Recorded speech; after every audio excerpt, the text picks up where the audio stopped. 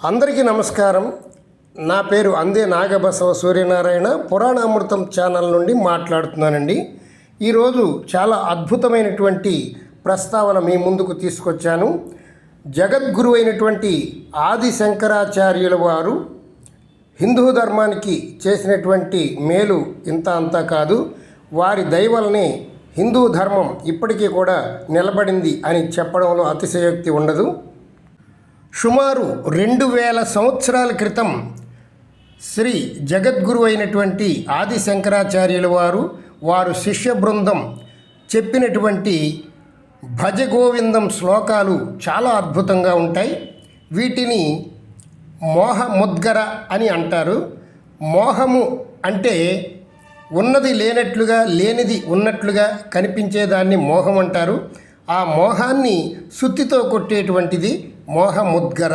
ఈ శ్లోకాలు గన మనం విని కొంచెమైనా ఆచరిస్తే మనలో ఉన్నటువంటి మోహం తొలగిపోతుంది.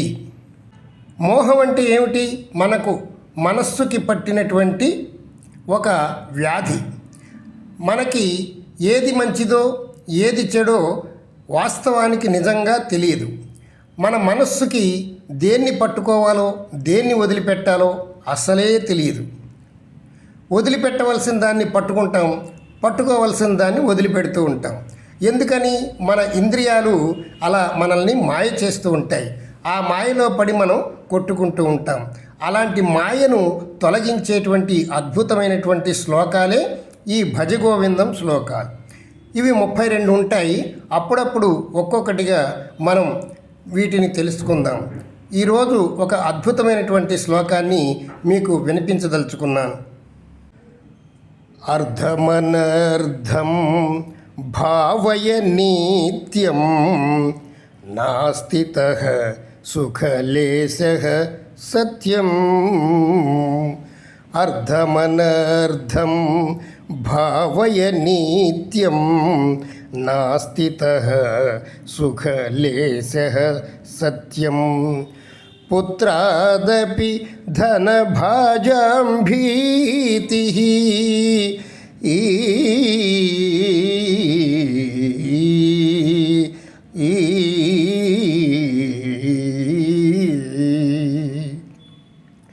పుత్రాదపి ధనభాజాం భీతిః. పుత్రాదపి ధనభాజాం భీతిః. సర్వైత్రైషాం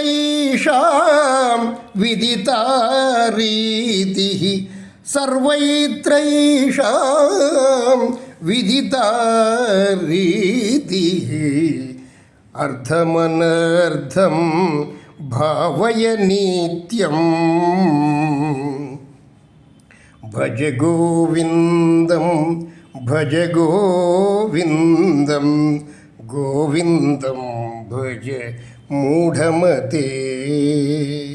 సంప్రాప్తే సన్నిహితే కాలే సంప్రాప్తే సన్నిహితే కాలే నహి నహి రక్షతి డుకృంకరణి. భజ గోవిందం భజ గోవిందం గోవిందం భజ మూఢమతే. ఈ శ్లోకం యొక్క అర్థాన్ని చూడండి. అర్ధం అనర్ధం భావయ నిత్యం. అర్థము అంటే డబ్బు అని మనందరికీ తెలుసు. ఇక్కడ శంకరాచార్యుల వారు చాలా అద్భుతంగా చెప్తున్నారు. అసలు డబ్బు లేకపోతే ఏ పని జరగదు కదా. కనీసం మన జీవనం గడవాలంటే కూడా డబ్బు లేకుండా కుదరదు. ఒక గ్లాసు మంచినీళ్ళు తాగాలన్నా కూడా ఒక గ్లాసు ఉండాలి. ఆ గ్లాసు కొనాలంటే డబ్బు ఉండాలి. మరి అంత అత్యవసరమైనటువంటి డబ్బుని మన శంకరాచార్యుల వారు ఎందుకు వద్దు అనర్థం అంటున్నారో మనం ఇప్పుడు తెలుసుకుందాం. ధనం మూలం మిథం జగత్ అంటే ధనమే మూలమైనటువంటిది ఈ జగత్తులో అని అందరూ భావిస్తూ ఆ ధనం కోసం సంపాదించడం కోసం ఎంతో శ్రమపడి కష్టపడి సంపాదించాలనే ఉత్సుకతతో ఉంటూ ఉంటారు. అందుకే ధన వ్యామోహంతో పరుగులు పెడుతూ ఉంటారు. కానీ అలాంటి అర్థం అనర్థం అని ఈ స్వామీజీ చెప్పడంలో అర్థమేమిటో ఇప్పుడు తెలుసుకుందాం. అతి సర్వత్రా వర్జయేత్ అనేటువంటిది వేదవాక్యం. అంటే అతి అనేటువంటిది పనికిరాదు అని. ఇక్కడ శంకరాచార్యులు వారు చెప్పినటువంటి శ్లోకాన్ని మనం ఇలా అర్థం చేసుకోవాలి. అతిగా ఉన్నటువంటి ధనం అనర్థం అని మనం తెలుసుకోవాలి.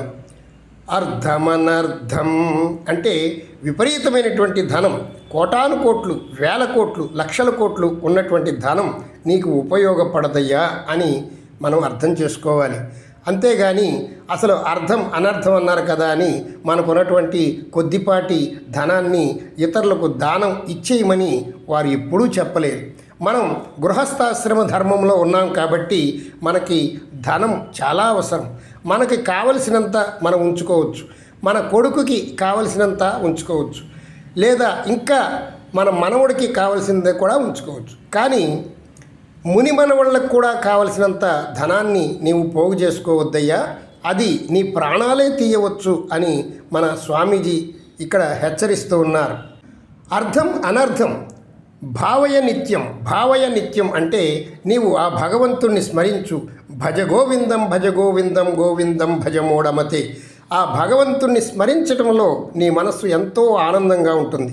అంతేగాని నువ్వు ఏ వ్యాపారం చేసినా, ధనం కోసం ఏ ప్రయత్నం చేసినా అది నిన్ను అష్టకష్టాలు పెడుతూ ఉంటుందయ్యా. ధనం సంపాదించేప్పుడు ఆహారము నిద్ర లేకుండా సంపాదిస్తావు. అలా ధనాన్ని సంపాదించి వేల కోట్లు ఇంట్లో పెట్టుకుంటే ఆ ఇంట్లో ఉన్నప్పుడు కూడా నీకు నిద్ర ఉండదు. ఎందుకంటే ఇన్కమ్ ట్యాక్స్ వాళ్ళు పట్టుకుంటారేమో అని నిద్ర పట్టదు. ఒకవేళ ఎలక్షన్లో పాల్గొని ఎలక్షన్లో పోగొట్టుకుంటే అప్పుడు కూడా నువ్వు దుఃఖిస్తూనే ఉంటావు. ధనం పోయినా దుఃఖమే, ధనం మన ఇంట్లో ఉన్న దుఃఖమే, ధనం సంపాదించేప్పుడు దుఃఖమే. ఎప్పుడయ్యా నిన్ను ఈ ధనం సుఖపెట్టింది అని శంకరాచార్యులు వారు మనల్ని ప్రశ్నిస్తూ ఉంటారు. మనకి నిత్య తృప్తిని, ఆనందాన్ని ఇచ్చేది ఆ భగవంతుని యొక్క నామస్మరణ. అది మనం పట్టుకోవాలి. మన మనసుకు తెలుసు ఏది పట్టుకోవాలో ఏది వదిలేయాలో. కానీ అప్పుడప్పుడు మాయలో పడి దేవుణ్ణి పట్టుకోవాల్సింది దేవుణ్ణి వదిలేస్తుంది, ప్రపంచాన్ని వదిలేయవలసింది ప్రపంచాన్ని పట్టుకుంటుంది. అదే మన బాధలకు మూలం అని శంకరాచార్యులు వారు చెప్తున్నారు. ఇంకా అద్భుతమైనటువంటి విషయం ఏమిటంటే పుత్రాదపి ధన భాజాం భీతి. బాగా డబ్బు, బాగా కోట్లు ఉంటే అది మన కుమారుల చేత కూడా మనకి హాని కలిగింపజేస్తుందన్నారు. పూర్వకాలం రాజులు కూడా రాజ్యం కోసం తల్లిదండ్రులను జైల్లో పెట్టి తల్లిదండ్రులను చంపినటువంటి వార్తలు మనం తెలుసు, మన చరిత్ర మనకు తెలుసు. అలాగే ఈనాడు కూడా ధనం కోసం చంపినటువంటి కొడుకు, ధనం కోసం తల్లిని హత్య చేసినటువంటి కూతురు అనేటువంటి వార్తలు కూడా మనం అప్పుడప్పుడు వింటున్నాం. అంటే ఆ ధనం అంత ప్రమాదకరమైంది. అందుకని ఇక్కడ పుత్రాదపి ధన భాజాం భీతి. పుత్రుల చేత కూడా ఈ అధికమైన డబ్బు ఉండడం వల్ల భయం ఉందయ్యా. అందుచేత ఈ ధనాశని వదిలిపెట్టి భజ గోవిందం భజ గోవిందం గోవిందం భజమూఢమతే. సర్వైత్రా విహిత రీతి. ఎల్లప్పుడూ కూడా ఈ పరిస్థితి ఇలాగే ఉంటుంది. సూర్యచంద్రులు ఉన్నంతకాలం ఈ పరిస్థితి ఇలాగే ఉంటుందని ఆది శంకరాచార్యులు వారు మనకు తెలియజేస్తూ ఉన్నారు. పూర్వం చరిత్రలోకి వెళ్ళినా అలాగే తల్లిదండ్రులను హింసించినటువంటి వాళ్ళు ఉన్నారు. ఈనాడు చరిత్ర చూసుకున్నా అలాగే తల్లిదండ్రులను హింసించేటువంటి వాళ్ళు ఉన్నారు ధనం కోసం.